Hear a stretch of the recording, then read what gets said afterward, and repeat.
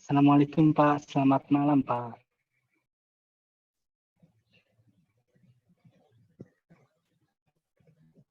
Waalaikumsalam warahmatullahi wabarakatuh. Saleh, sehat ya? Alhamdulillah, Bapak sehat? Alhamdulillah sehat juga. Alhamdulillah. Sudah di rumah? Belum Pak, masih di pertengahan. Oh, Tadi habis yang satu, mata kuliah yang satu. begitu. Ya udah nanti sambil berjalan aja ya. Siapa? Ntar sebentar sambil nunggu yang lainnya ya dulu ya. Oke, siapa? Baik Pak. Oke, ya masih.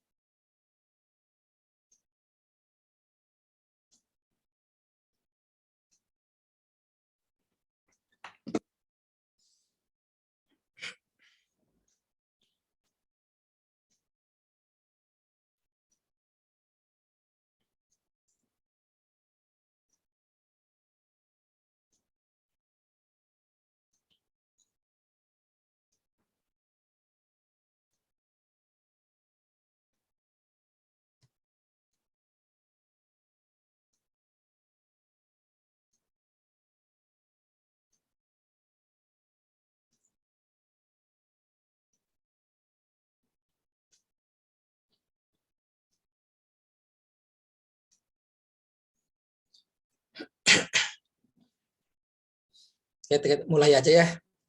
Soalnya ya, karena nih yang lain belum pada masuk, kita mulai aja. Bismillahirrahmanirrahim. Assalamualaikum warahmatullahi wabarakatuh. Selamat malam. Sini sudah ada. Waalaikumsalam warahmatullahi wabarakatuh. Selamat malam. Ya, kita mulai aja ya sambil menunggu yang lain. Ini sudah lewat 7 menit. Oke, kita lanjutkan ke perkuliahan pertemuan yang kelima ya. Ini terkait dengan manajemen dan organisasi atau OM, organisasi dan manajemen. Seperti beberapa pertemuan perkuliahan yang kemarin telah banyak dijelaskan apa itu organisasi, apa itu manajemen, dan juga bagaimana pengembangan terkait dengan organisasi dan manajemen juga.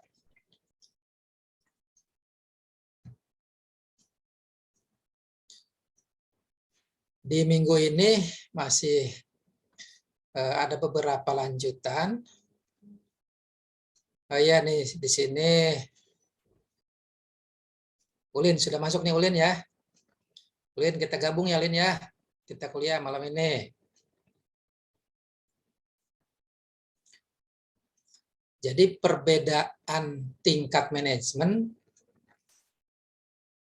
akan membedakan juga fungsi-fungsi manajemen seperti dalam perencanaan, pengorganisasian, pergerakannya atau menggerakkannya, termasuk juga dengan pengendalian atau pengawasan. Dalam perbedaan tingkat manajemen ini, yang membedakan itu fungsi-fungsi manajemen yang dilaksanakan, serta mungkin jenis keterampilan atau jenis wawasan, teknik yang harus dimiliki dalam seorang manajer ini. Dalam seorang yang memimpin dalam satu organisasi tadi. Apa itu di perusahaan, di pemerintahan, di lembaga lainnya yang terkait dengan organisasi ini. Pemimpin atau manajer ini tentunya harus mempunyai kelebihan-kelebihan. Nah, ada 3 keterampilan yang harus dimiliki seiring dengan rendah dan tingginya sebuah jabatan dalam seorang manajer. Apa itu yang 3? Nah, pertama harus mempunyai konsep. Conceptual skill atau harus mampu menjadi atau mempunyai konsep. Nah, kemampuan konsep ini seorang manajer dalam suatu organisasi itu harus melihat ke depan mau merencanakan apa, menggerakkan SDM harus punya konsep apa, termasuk juga memberdayakan semua sarana atau sumber daya alamnya atau sumber daya manusianya itu harus mempunyai konsep. Karena dengan konsep-konsep yang ada, organisasi akan berjalan, manajemen akan berjalan.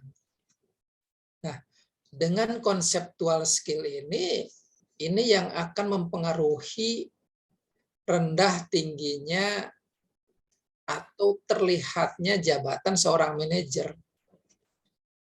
Kalau hanya biasa-biasa aja, tidak ada perubahan, tidak ada konseptual skill, ya susah dikatakan manajer yang akan berhasil dalam memimpin atau memanage sebuah organisasi tadi. Konseptual itu bisa diciptakan di perencanaan awal, di pertengahan itu dievaluasi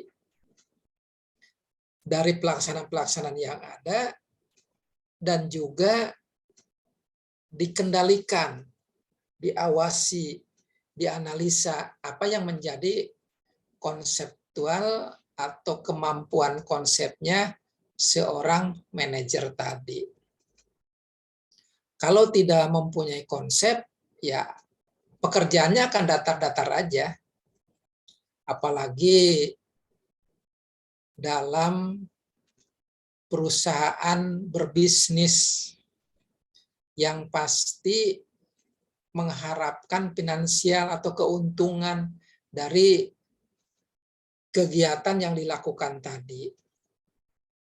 Kalau tidak mempunyai konsep, konsep silaturahminya, konseptual terkait dengan pendanaannya, lebih-lebih bagaimana pendapatannya, apa yang akan dilakukan pembiayaannya, dari pendapatan dan pembiayaan selisihnya akan menjadi keuntungan bagaimana, tidak mempunyai konsep akan susah. Karena semuanya pasti akan berhubungan atau akan selalu keterkaitan. SDM keterkaitan dengan kemampuan teknik karyawan itu sesuai dengan jobnya. Itu harus dikonsep, harus dilakukan kemampuan-kemampuan dalam jobnya tadi oleh seorang manajer. Jadi konsep itu sangat perlu. Bahkan ada suatu tindakan yang sifatnya urgen, itu harusnya sudah jelas alurnya kemana, kekurangannya apa, kendalanya apa, tindak lanjutnya apa, sasaran dan tujuan juga harus jelas. Apa yang dilakukan oleh seorang manajer membuat konsep yang akan dilakukan forecasting atau ke depannya. Itu yang harus dimiliki oleh seorang manajer dalam mampu membuat konsep secara keseluruhan. Seorang manajer di perusahaan, mau diapakan nih perusahaan ini, konsepnya, ditingkatkan produknya, ditambahkan SDM-nya, dikembangkan cabang-cabangnya atau unit-unitnya, dan juga dikembangkan jaringannya, jaringan usahanya, jaringan sinergitasnya, banyak yang harus dilakukan oleh seorang manajer terkait dengan konseptual skill. Jadi kepada Soleh, Ulin, dan yang lainnya yang kuliah pada malam hari ini, itu harus ke depan. Dan konseptual itu harus dimulai dari sekarang. Di jabatan apapun, sampai dengan mungkin staff atau lower skill ini harus, lower management ini harus punya apa yang menjadi konsep-konsepnya.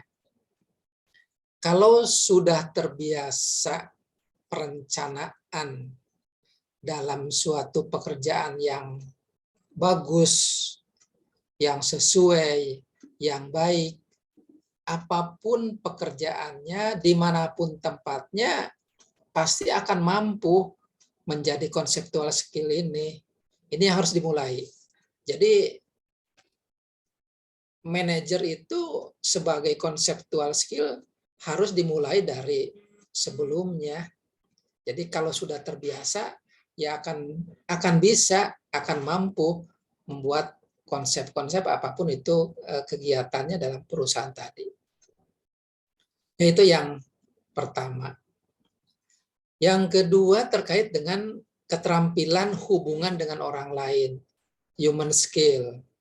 Dan ini juga sering Bapak sampaikan, harus mempunyai hubungan dengan orang lain terkait dengan pekerjaan ini, terkait dengan produksi ini, apakah secara internal di dalam, ataupun secara eksternal keluar. harus terampil bagaimana bisa menjadi terdepan, mampu mempengaruhi, menggerakkan bawahannya, menggerakkan mesinnya, menggerakkan finansialnya, itu harus terampil. Jangan semuanya melihat hanya contoh-contoh, tetapi pada saat itu, walaupun mungkin sekejap, apalagi yang sifatnya emergensi, itu harus bisa, harus terampil bagaimana menghubungkan antara organisasi yang ada, yang dipegang, dengan pihak luar. Ataupun mungkin yang di dalam, antara divisi-divisi yang satu dengan divisi yang lainnya, atau bagian yang satu dengan bagian yang lainnya. Lebih-lebih keterampilan menghubungkan produk perusahaan dengan luar. Apakah dengan pemerintahan, apakah dengan perbankan, apakah dengan masyarakat, atau mungkin dengan pesaing-pesaing, lebih-lebih dengan langganan atau pelanggan yang ada. Jadi keterampilan dalam konsep ini juga harus mampu. Jadi harus bisa tampil. Karena dengan terampilnya untuk menghubungkan kepada orang lain atau human skill ini, semuanya akan lancar, akan terbiasa. Dan lakukan ini, keterampilan ini pasti ada gagalnya. Pasti ada kendalanya atau mungkin tidak berhasilnya. Namun harusnya tidak berkecil hati dalam keterampilan human skill ini. Kalaupun ada kesalahan, kekurangan, ataupun mungkin ada yang harus diperbaiki, segera lakukan.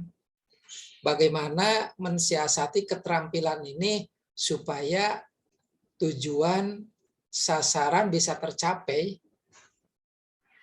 Dan juga keterampilan untuk human skill ini harus dilalui oleh tahapan-tahapan yang ada. Mungkin juga sifatnya coba-coba. Dalam arti coba-coba itu jangan sampai menunggu selesai pekerjaan baru memulai. Jadi dalam arti mencoba itu, kalaupun dalam perjalanan ataupun dalam pelaksanaan ada kekurangan, segera perbaiki, segera lakukan. Nah, itu yang keterampilan di sini. Yang ketiga terkait dengan seorang manajer harus memiliki ini, harus yang dimiliki ini. Yang ketiga technical skill. Bagaimana kemampuan bidang teknik pekerjaan. Hanya semuanya ini mengikuti seperti yang Bapak sampaikan di minggu yang lalu.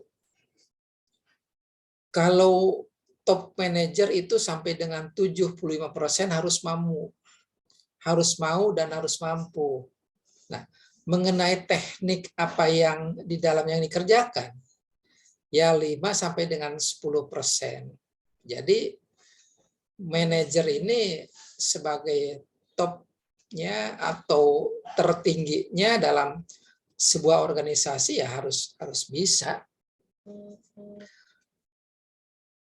Antara konseptual skill, human skill, technical skill, dalam tinggi rendahnya seorang jabatan manajer itu dipengaruhi dengan mau atau tidaknya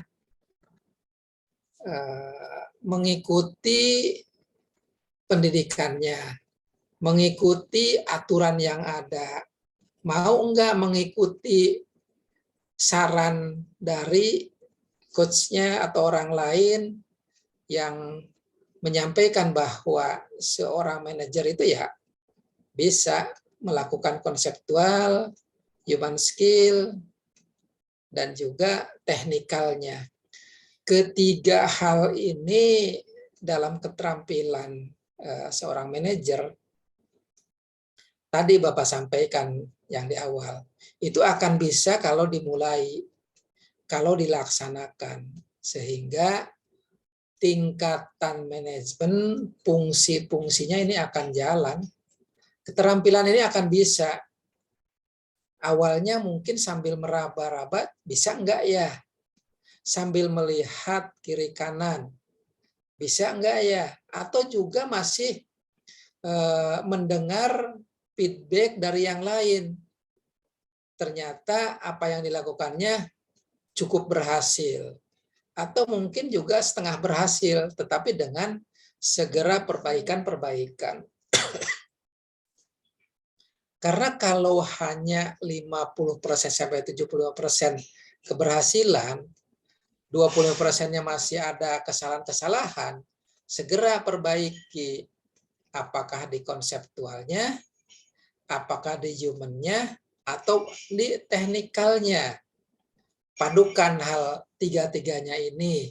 Nah, kalau digabungkan ketiga keterampilan ini, dan menjadi satu kesatuan, ini akan terlihat apakah pemimpin ini hanya karismatik, apakah pemimpin ini hanya melihat dengan memperhatikan orang lain, atau memang pemimpin ini memang cerdas. Kalau adik-adik melihat di zaman sekarang, atau mungkin di saat teknologi sekarang semua digaungkan, kalau pemimpinnya hanya menunggu seluruhnya dikerjakan oleh orang lain, dan bahkan hanya memanage top down-nya aja, katakanlah 75%, yang 25% diabaikan, itu akan tidak jalan. Akan tidak bisa keberhasilan dari organisasi tadi. Jadi harus paralel. Harus paralel, semuanya jalan, dan juga semuanya sarana dan prasarana ada. Itu ada yang Bapak banggakan, adik-adik sebagai calon penerus orang-orang atau mungkin manajer-manajer yang ada, adik-adik terus jangan tinggalkan mempelajari organisasi ini.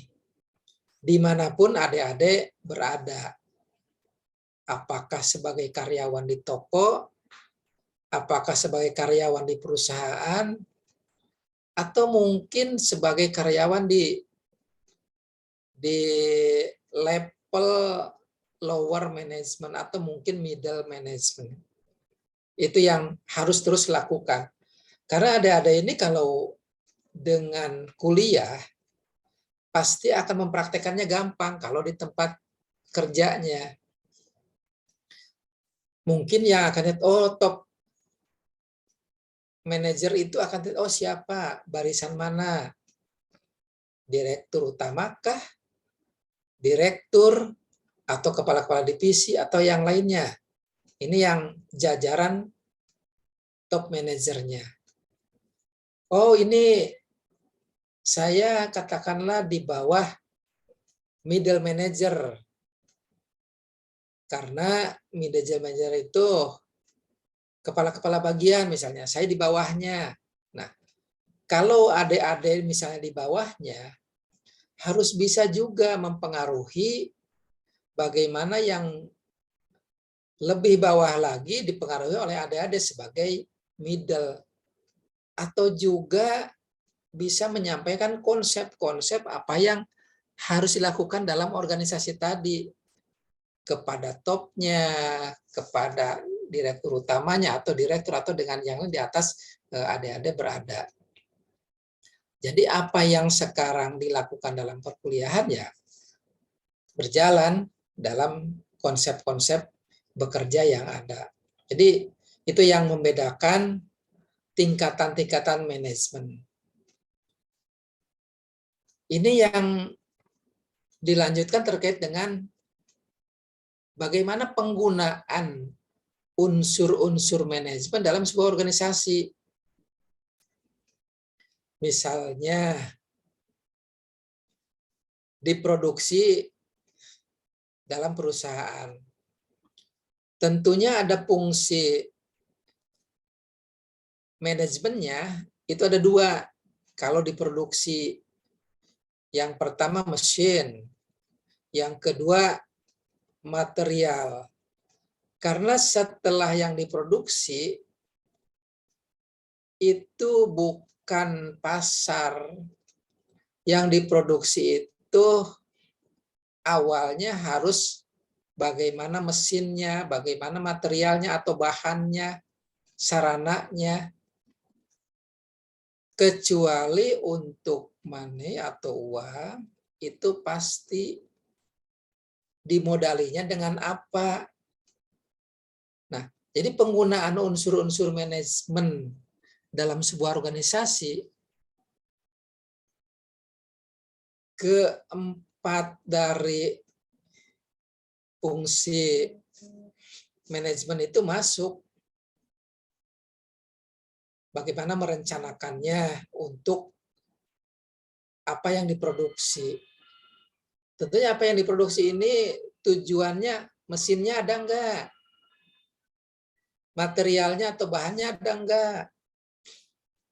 Tinggal SDM, karyawan yang bisa untuk melakukan, menggerakkan dari sebuah bahan atau yang akan diproduksi ini jelas. Bahannya dari kulit misalnya, bahannya dari kertas, bahannya dari makanan atau apa. Nah, dengan dimodali dengan yang ada, ini akan menjadi, unsurnya akan menjadi uang atau money. Nah, setelah semuanya ini tentunya kan harus ada pasar. Ini yang didistribusikan. Didistribusi kepada apa? Ya tentunya pasar. Dari 4M ini mesin, material, money, market. Tentunya ini harus ada metode, cara bagaimana dalam sebuah organisasi unsur-unsur manajemen ini masuk. Metodenya. Misalnya metode untuk yang diproduksi. Metodenya apa dalam mesin ini? Ini yang harus dilakukan dalam sebuah organisasi yang dilakukan oleh seorang manajer tadi. Ada 3 hal. Kemampuan konsepnya. Nah, kemampuan konsepnya itu dari apa yang diproduksi terlihat. Mungkin tidak semua konsep-konsep ini lahir dari seorang manajer. Tetapi bisa juga ini lahir dari sebuah kegiatan atau mungkin dari orang lain sebagai IO, katakanlah sebagai pelatih atau sebagai yang diberikan pembinaan tugas bagaimana memproduksi ini dengan mesin dan bahan atau material tadi. Sehingga metode-metode ini masuk. Begitu juga yang dimodali dalam money atau uangnya tadi. Metodenya apa? Metode dari pengadaan materialnya apa? Apakah barangnya secara langsung dibeli dari petani kah?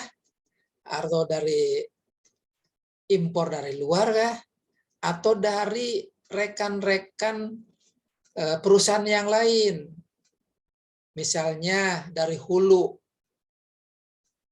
yang didorong kepada persiapan produksi dengan mesin tadi, metodenya, caranya apa. Ini yang harus juga. Nah, setelah itu baru adanya manusia yang harus unsur-unsur ini terus menggerakkan. Manusia atau men tadi, apa yang harus dilakukannya sehingga tujuan sasarannya berhasil, atau dengan goalnya tadi. Ada POAK, perencanaan, organizing, actuating, dan controlling. Ini yang harus dilakukan oleh semuanya. Ya, jadi harus dilakukan oleh Bapak dan Ibu dalam suatu organisasi, dalam suatu manajemen. Ini yang harus dilakukan. Sasaran dan tujuan ini ya perencanaan, organisasi, actuating, dan controlling. Oke, dilanjut. Pola, metode, cara manajemen untuk mencapai tujuan tadi. Ini kan berbeda dengan yang unsur-unsur tadi.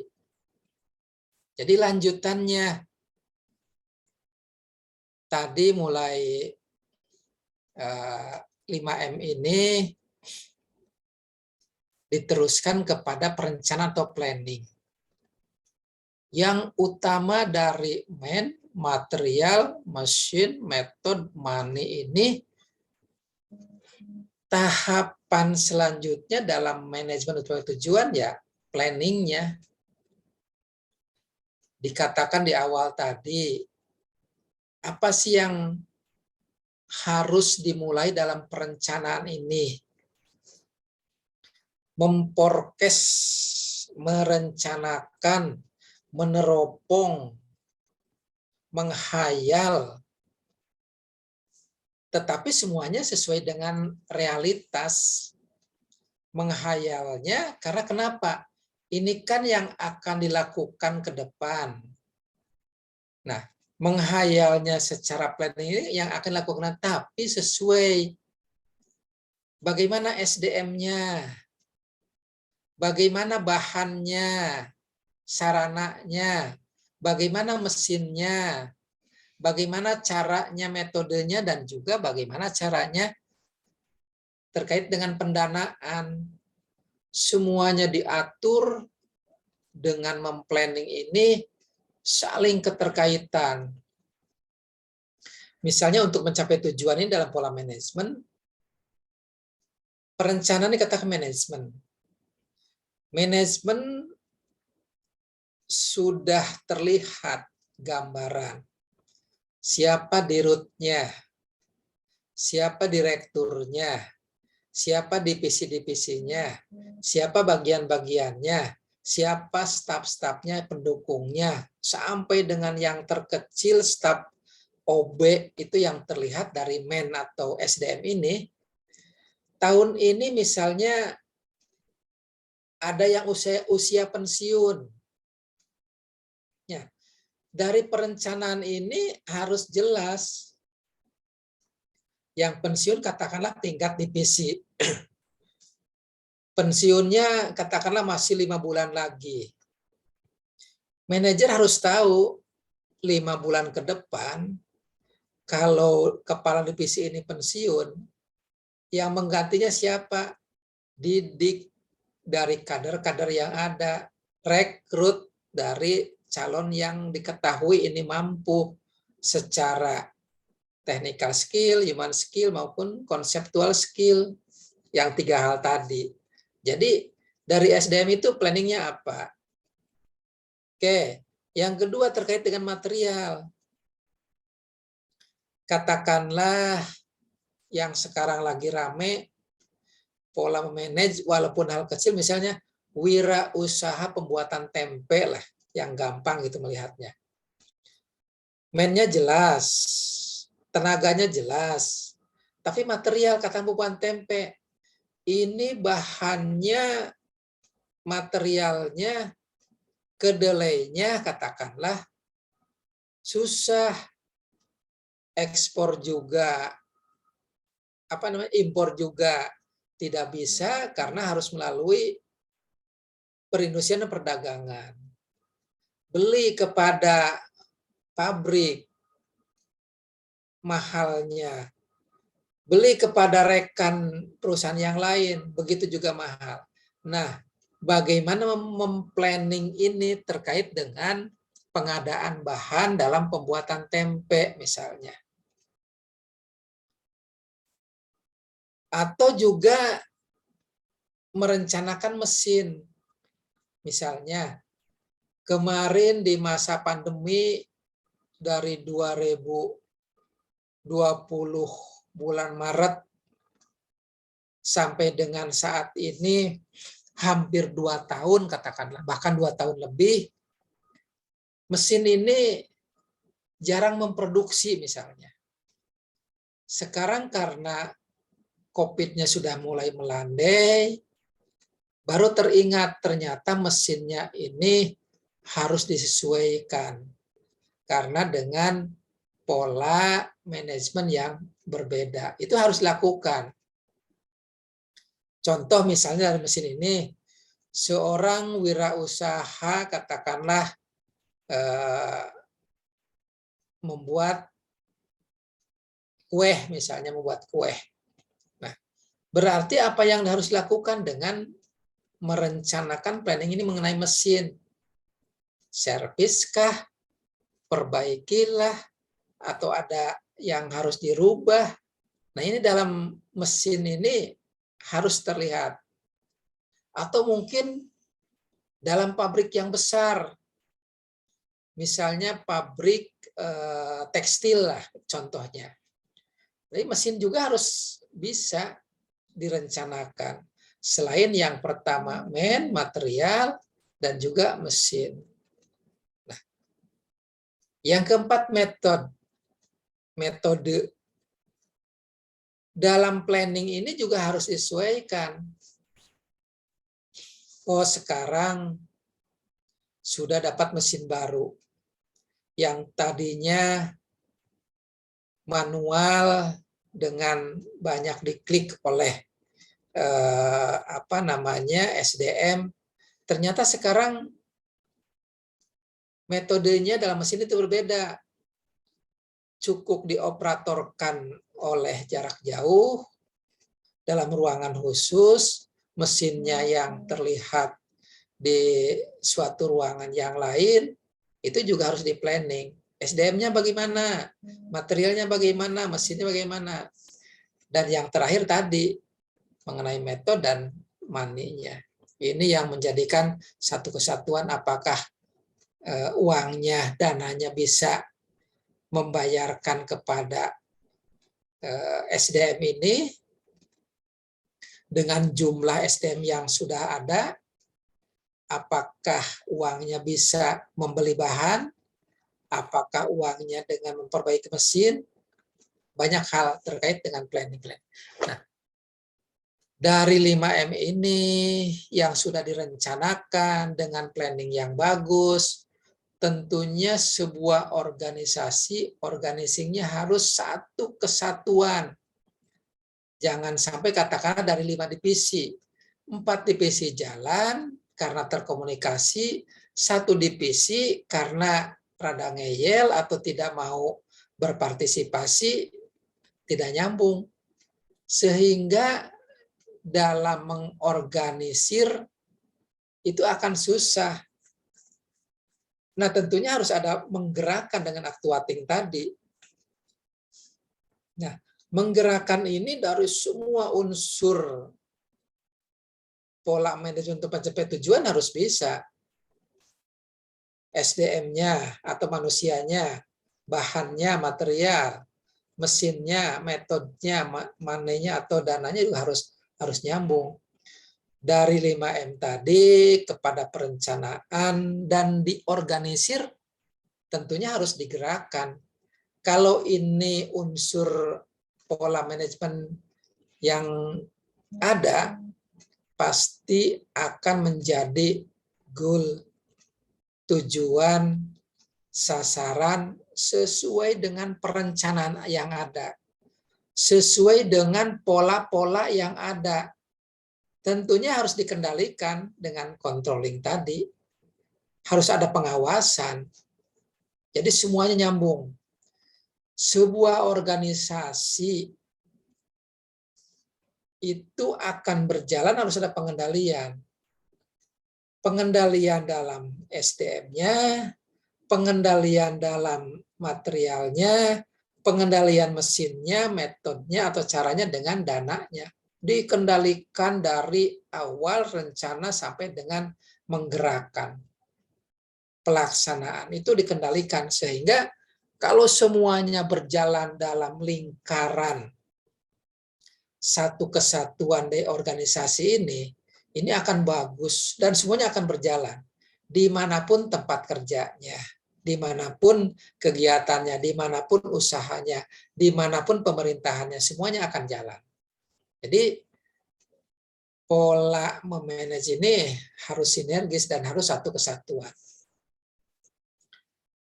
Misalnya dalam sebuah contoh wirausaha yang kecil deh. Misalnya Ulin atau Soleh mempunyai kedai kopi lah gitu ya. Punya wirausaha kedai kopi yang cukup lumayan ramai lah katakan. Nah, kedai kopi ini kan bagus. Yang sekarang lagi menjamur, yang sekarang lagi lagi banyak digandrungi oleh kalangan apapun. Karena kedai kopi ini salah satu sarana untuk rileks, untuk nongkrong, tetapi juga untuk hal-hal yang lainnya, apakah pertemuan terbatas, atau diskusi terbatas, atau juga hal-hal yang pertemuan mungkin bisnis. Kedai kopi ini lakukan dengan cara-cara mempolakan organisasi kedai kopi dengan manajemen yang bagus. Kemampuan skillnya ada, tekniknya ada, humannya ada. Dari 5M ini rencanakan bagaimana sebuah kedai kopi itu goal untuk mencapai tujuan, harus difungsikan, digerakkan dari rencana, dilihat pengorganisasiannya, digerakkan mulai dari SDM, mesin, dan semuanya, tetapi juga diawasi, dikendalikan dari semua A sampai Z-nya oleh sebuah organisasi dengan pola manajemen tadi. Ini yang menjadikan akan berjalan semuanya. Oke, dilanjut. Itu yang pola manajemen tadi. Yang lainnya ada di semua. Manajer dan lingkungan. Ini yang lanjutan dari sebuah organisasi perusahaan tadi atau organisasi pemerintahan tadi. Manajer dan lingkungan, kegiatan seorang manajer, ya ada ya, kegiatan seorang manajer tidak hanya memusatkan atau sentralkan kegiatan dalam lingkungan di dalam aja atau dalam organisasi tersebut, intern organisasinya, tetapi juga harus melihat, memperhatikan, tengok pengaruh lingkungan di luar. Bagaimana eksternnya, eksternalnya dari organisasi yang dikelolanya. Oke, Bapak contohkan kembali kepada yang baru. Misalnya kedai kopi, Soleh dan Ulin, mungkin Adinda atau dengan teman yang lainnya, gabungan nih mempunyai wirausaha kedai kopi misalnya. Nah, tentunya secara kewirausahaan tadi, manajer, pemimpin, karyawan, dan semuanya dalam kedai kopi tadi bukan hanya melihat lingkungan di dalamnya aja, atau bukan hanya memfokuskan kegiatannya di dalam aja, atau internal aja dalam kedai kopi tadi, dalam organisasi tadi, tetapi juga lihat apa yang menjadi kelebihan karena kok kedai kopi punya Ulin, punya Soleh ini maju, tetapi ragu. Kenapa ini dengan kemajuan tadi, padahal tujuannya, goalnya tidak seperti yang direncanakan. Evaluasi.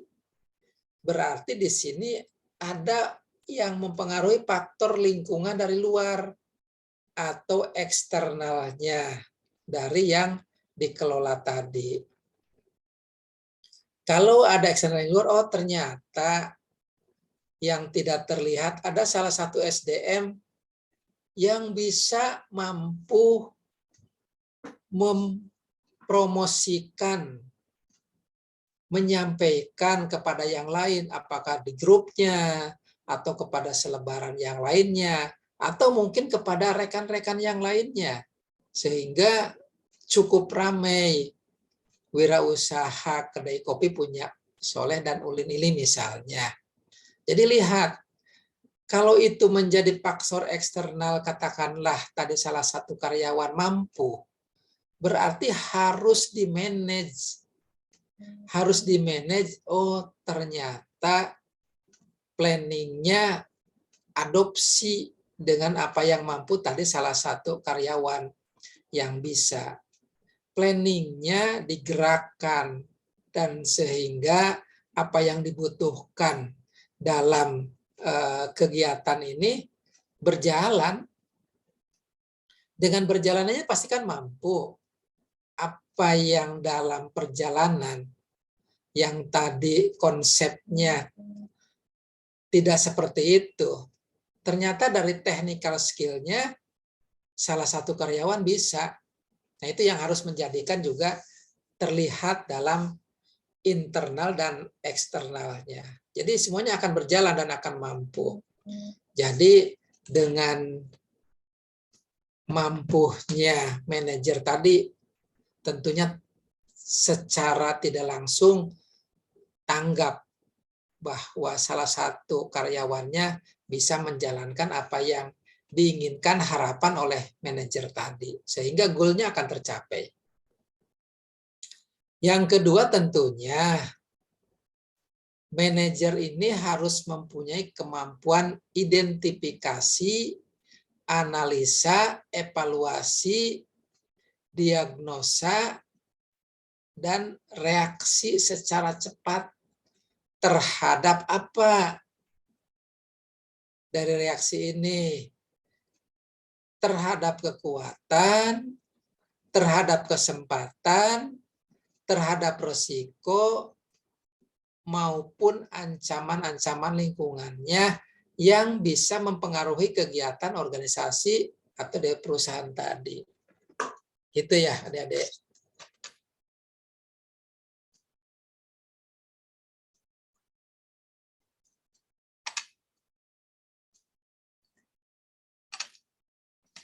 Itu yang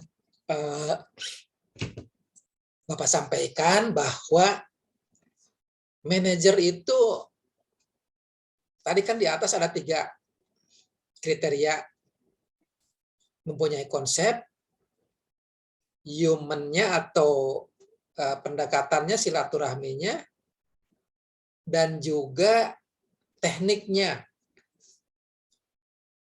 Conceptual skill, human skill, dan technical skill.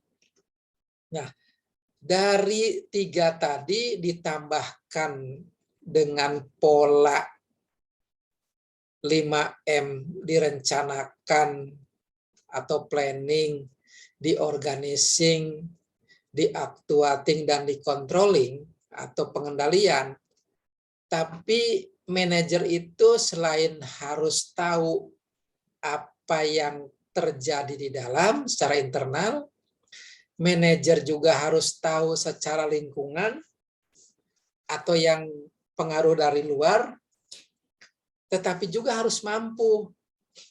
Itu pasti dalam perjalanannya. Apa yang dilaksanakannya identifikasi. Nah, kalau manajer harus mempunyai kemampuan identifikasi, kembali Bapak memberikan contoh masih yang sama. Terkait katakanlah wirausaha kedai kopi punya Soleh dan Ulin lah. Bapak contohkan lagi nih yang mudah.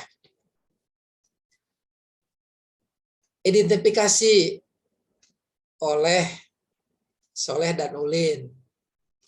Identifikasinya apa?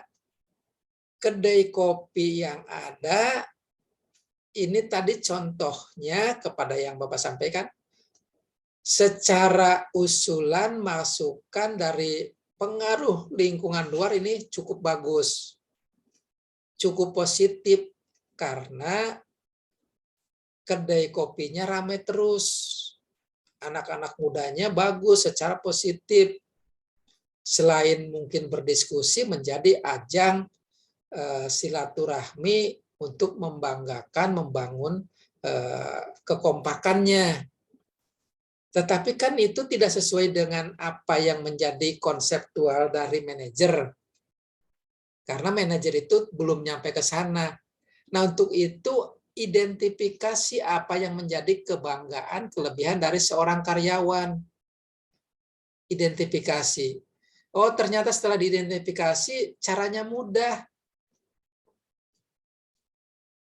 Caranya mudah itu berarti salah satu karyawan karena sering berdiskusi, sering bersilaturahmi kepada yang lain dengan teknologi. Teknologinya mudah juga. WhatsApp group, terus mungkin Telegram group, atau yang sekarang Instagram group, atau mungkin Instagram yang pribadi-pribadi, tetapi sudah banyak followernya, sudah banyak pengikutnya. Itu kan menjadi kelebihan dari eksternal yang ada. Sesuaikan dengan internalnya, ada ya. Jadi yang Bapak contohkan itu identifikasi. Sudah teridentifikasi, contoh tadi, analisa. Ternyata ini menjadi masukan, dianalisa, dievaluasi, didiagnosa. Diagnosa itu apa yang harus dilakukan ke depannya dengan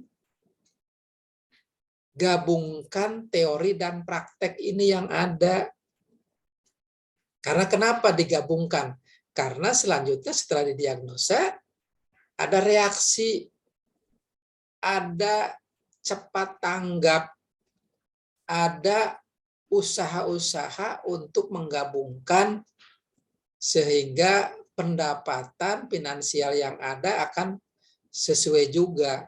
Dengan bertambahnya pengunjung, pelanggan yang berminat, tentunya kan ini akan menghasilkan pendapatan yang banyak. Walaupun ini secara lingkungan luar berpengaruh, yaitu eksternalnya. Jadi banyak hal. Nah, dari reaksi secara cepat tadi akan terlihat kekuatan, kesempatan, resiko, dan mungkin juga ancaman-ancamannya. Nah, kekuatannya apa? Ini pelanggan yang banyak karena pengaruh dari eksternal tadi. Nah, ini akan menjadikan ditata pelayanan yang baik dengan SOP standar operasional yang baik juga. Ini jangan lepas, harus dipertahankan. Jangan sampai nanti kekuatannya tidak ada. Ini kesempatan dan harus dikembangkan. Juga nilai resikonya. Jangan sampai pola-pola ini menjadi bubar sehingga menjadi ancaman dalam lingkungan-lingkungan ini. Jadi pengaruh dari manajer dan lingkungan ini akan mampu juga menjalankan kegiatan-kegiatan yang ada di sekitarnya. Kalau ini mampu dilaksanakan, manajer dan lingkungannya mengerti, itu akan berjalannya dipertahankannya bagaimana. Dipertahankan itu supaya masuk. Dipertahankan itu supaya kesejahteraan pegawainya ada. Juga pola-pola manajemen, planningnya, organizingnya, actuatingnya, controllingnya sejalan. Dan ini akan mudah kalau terus dilakukan manajer mempengaruhi ini. Justru jangan sampai ini menjadi bangga. Bangga dalam arti ini hanya oh alhamdulillah misalnya hari ini, minggu ini, bulan ini pendapatan kita naik. Perusahaan kita maju. Tapi jangan hanya bangga di situ. Ini harus dilihat. Jangan sampai ancaman, jangan sampai kesempatan yang menjadi kedepannya berkurang, ini akan mempengaruhi kegiatan organisasi yang lainnya. Manajer di sini harus peka dari konseptual yang ada di sini, dari human skill di sini, dan juga teknik-teknik. Lakukan evaluasi-evaluasi yang ada. Kalau semuanya bisa berjalan, apapun kegiatan yang dilakukan oleh seorang manajer, ini akan mampu, akan bisa dalam situasi katakanlah pandemi, situasi mungkin krisis, atau situasi yang lainnya yang menjadi ancaman ini harus bisa, harus mampu. Itu yang hal kecil. Oke, sekarang menjadikan contoh lagi yang misalnya yang besar. Sebuah pabrik, katakanlah pabrik keramik lah gitu ya, mencontohkan lagi. Misalnya adik-adik ada yang kerja di sebuah pabrik tadi. Di pabrik itu mungkin sudah 5 tahunan lah bekerja. Dan 5 tahunan ini sebagai asisten di divisi yang mempunyai produk-produk atau spesifikasi kepada produk-produk pabrik keramik yang bercorak katakanlah. Menghasilkan banyak, tetapi ternyata di pasaran ini kurang banyak disukai, sehingga barang-barang hasil produksinya numpuk karena susah untuk dilakukan pemasaran.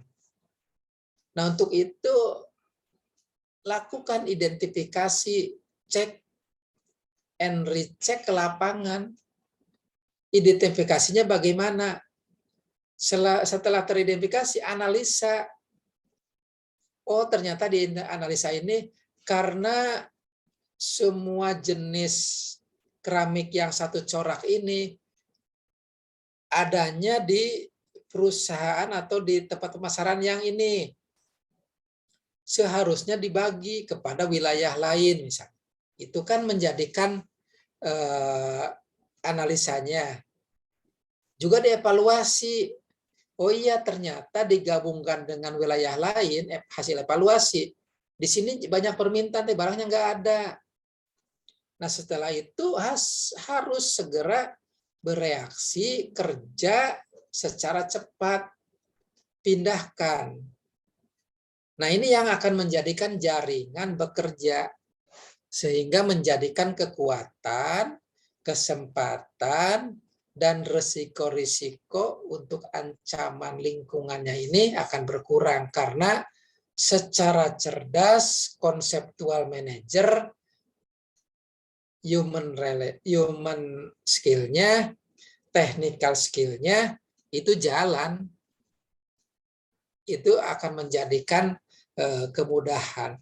Walaupun yang Bapak sampaikan tadi, ya disimpan di wilayah sini kurang peminat, dan setelah dianalisa, diidentifikasi, harus dipindahkan ke wilayah yang lain. Segera lakukan koordinasi, lakukan komunikasi, dan tentunya reaksi yang cepat atau kerja yang cepat di sini. Itu yang disampaikan Bapak di sini terkait dengan kecepatan-kecepatan, kemampuan, skill-skill dari seorang manajer, human skill-nya, dan termasuk juga technical skill-nya. Karena polanya masuk semua. Di mana masuknya? Planning-nya masuk karena hasil evaluasi. Terus juga mengorganisir masuk karena harus segera komunikasi dengan wilayah yang lainnya. Apalagi menggerakkan dan mengendalikan. Di sini masuk semua, walaupun prosentasenya tidak sama antara controlling, antara actuating, mungkin yang lebih sedikit itu pengorganisasiannya aja karena skupnya kecil. Jadi prosentase di sini juga mempengaruhi bagaimana manajer dan lingkungan ini dapat berjalan secara baik dan sejalan. Oke, dilanjut. Manajer dan lingkungan juga memperhatikan di sekeliling kitanya. Apakah dengan yang contoh tadi situasi dan kondisi lingkungannya bisa berkembang? Kalau memang tidak, yang contoh pabrik keramik tadi dikurangi memproduksi corak-corak yang tadi. Lihat situasi dan kondisi, misalnya gini. Atau juga, wah ternyata laku keras.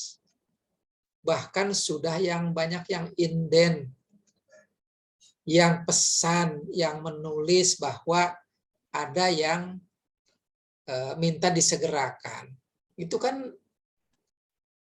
kecepatan dan kecekatan dari seorang manajer. Sehingga menimbulkan inovasi produk-produk tadi. Perubahan dari konsep yang dari satu wilayah dipindahkan ke wilayah yang lain, itu juga harus dilihat bahwa ternyata perubahan perilaku konsumen dari bahan corak yang ada tadi. Jadi dari mulai menggerakkan, bagaimana dari mengorganisir, sehingga goal-nya, tujuan sasarannya akan tercapai, ya inilah jeliknya seorang manajer kepada semua yang ada, baik itu man-nya, materialnya, metodenya, maupun money-nya. Jadi semuanya akan berjalan dengan baik. Itu yang harus diperhatikan sekeliling kitanya. Juga faktor lingkungan luar organisasi terjadi tadi. Apakah ada unsur-unsur organisasi yang lebih besar lagi yang harus mempengaruhi? Gitu. Karena dengan unsur-unsur di luar organisasi yang harus dikendalikan, itu harus segera mampu. Karena contoh lagi kepada misalnya produk keramik lah. Kita sudah pindahkan ke wilayah lain. Dan produk tadi sudah banyak yang inden yang pesan. Segera faktor lingkungan untuk memproduksi lagi. Jangan sampai ketinggalan oleh pesaing kita, oleh perusahaan luar yang mau memanfaatkan peluang yang ada sehingga kita ketinggalan. Itu. Jadi berbagai macam cara dalam memanage tadi. Jadi kalau diurutkan dalam organisasi manajemen ini, dalam OM ini, antara hulu sampai dengan hilir, antara luar dengan dalam, antara proses dari planning, organizing, actuating sampai dengan pengendalian atau dengan controlling ini tetap harus dilakukan. Jadi apa yang menjadi bahan baku, tenaga kerja, energi yang dari lingkungan luar, atau mungkin juga kebutuhan yang lainnya harus segera. Jadi jangan menunggu selesainya dari kegiatan-kegiatan, usulan-usulan tadi, harus bisa, harus mau cepat tersedia sehingga konsumen, pelanggan akan menyampaikan terima kasih nantinya. Oh, ternyata apa yang dilakukan oleh perusahaan ini awalnya menjanjikan 2 minggu. Ternyata 5 hari atau 1 minggu ternyata udah selesai. Wah, bagus ini. Itu misalnya. Jadi harus kita lakukan dengan kemampuan memanage tadi. Jadi dalam sebuah organisasi tadi, bagaimana memanage itu harus bisa, harus mau dan harus mampu dalam memimpin sebuah organisasi tadi. Jadi pemimpin itu bagaimana menggerakkan bawahannya, direktur kah, kepala divisi kah, atau mungkin yang middle-nya atau lower-nya dalam memanage ini. Top manager harus mau dan harus bisa. Apalagi ditambahkan sekeliling dari yang ada di internalnya dan juga dari luarnya secara eksternal, ini akan bisa dan akan mau terkait dengan keberhasilan dari sebuah organisasi tadi. Semuanya ini akan berjalan, akan bisa apabila dilakukan. Jangan hanya membaca teori terus, dilakukan langkah-langkahnya ragu, dilakukan juga harus tanya sini dulu, orang lain sudah berjalan, bahkan lari, bahkan cepat, ya ketinggalan. Itu adik-adik. Jadi adik-adik semua, Soleh, Ulin, atau mungkin yang lainnya yang di perkuliahan malam ini, itu harus bisa, harus cepat. Apalagi adik-adik sekarang, ini kita sudah kepemimpinan dengan teknologi. Kepemimpinan itu tidak hanya manual-manual aja, tidak hanya pertemuan harus tatap muka aja, tidak hanya laporan harus tertulis dengan difotokopi, di print sekian ratus lembar, tetapi bagaimana disimpelkan, dimudahkan dalam teknologi, dan ini akan menjadikan metode prototipe apa yang menjadikan kebiasaan-kebiasaannya aja. Atau dari laporan, katakanlah dari semua yang dilaporkan, katakanlah ada 50 lembar. Bagaimana disimpulkan intinya aja menjadi 1-2 lembar pokoknya. Itu juga harus dilakukan karena seorang manajer harus tahu apa yang menjadi dilakukan oleh bawahan-bawahannya. Begitu juga laporannya ini sudah bagus secara teknologi, secara aplikasi, tetapi juga jangan harus diminta. Laporan ini jangan harus diminta, tapi lakukan secara periodik, secara berjangka, secara bertahap. Itu yang mudah dipahami oleh para manajer dalam mengelola organisasi dan manajemennya. Jadi semuanya harus dilakukan secara kemampuan dari skillnya, dari teknik skillnya, dan maupun dengan human skillnya. Lanjut. Ini tadi dalam lingkungan luar. Yang pertama, lingkungan luar secara makro. Oke, itu yang pertama. Yang kedua, lingkungan luar secara mikro. Oke. Kita kembali kepada yang awal. Lingkungan luar secara makro dibagi lagi. Ada para pesaing, ada penyedia atau pemasok, ada pelanggan, dan juga lembaga keuangan. Ada pasar tenaga kerja, ada pemerintah. Jadi ada 6 ya. Secara makro, lingkungan luar itu ada 6 yang mempengaruhinya. Para pesaing. Nah, lingkungan persaingan itu dapat dilihat dari tipenya, jumlahnya, dan juga norma dari perilaku pesaing. Ini harus bisa. Manajer itu harus mau memberikan kisi-kisi atau juga cara-cara yang harus dilakukan oleh para stafnya di lingkungan perusahaan tadi. Jadi bagaimana seorang top manager mempunyai konsep yang harus dilakukan oleh middle, oleh lower, terkait dengan kemampuan tadi. Itu dengan lingkungan luar ini dengan para pesaingnya. Yang B, penyedia. Nah, setiap organisasi dapat tergantung kepada sumber-sumber daya, terutama sumber daya alam, sumber daya kebutuhan-kebutuhan yang lainnya, selain juga SDM.